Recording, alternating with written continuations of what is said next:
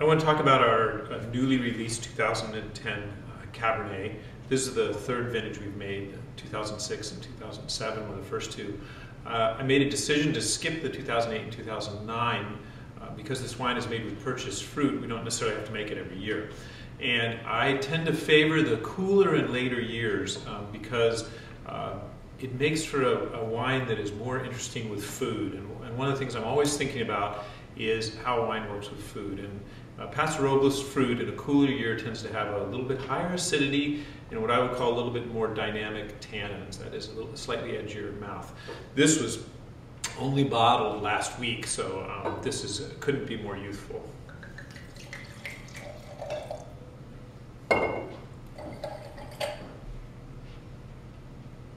One of the characteristic aromas of Paso Robles Cabernet to me is a sort of cherry jam or candied cherry. It's very specific, very recognizable. It's what the French call terroir. That is an aroma associated with the place. And the Paso Robles Cabernet tastes nothing like North Coast Cabernet, and people either love it or can't stand it. You tend to get strong reactions. I really like it.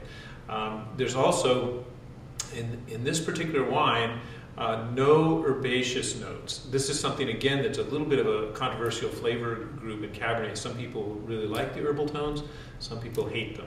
I hate them, so in the Cabernets I make, I try to have virtually no herbal tones. This wine has got a very nice kind of pure vanilla oak characteristic, French oak characteristic, with very little smokiness. So it's almost a pure vanilla and with what's technically a lactone.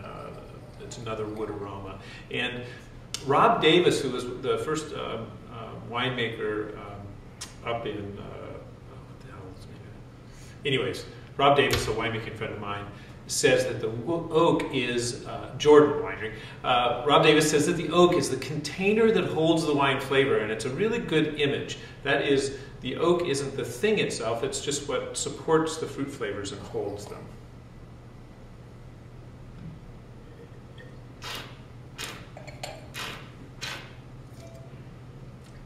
Even first thing in the morning, and it's most people's breakfast time right now while I'm tasting this. This wine's got a very nice, smooth, full palate.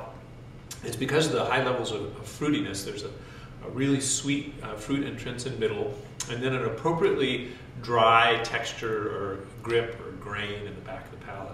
This bottle is tasting really good. It's delicious.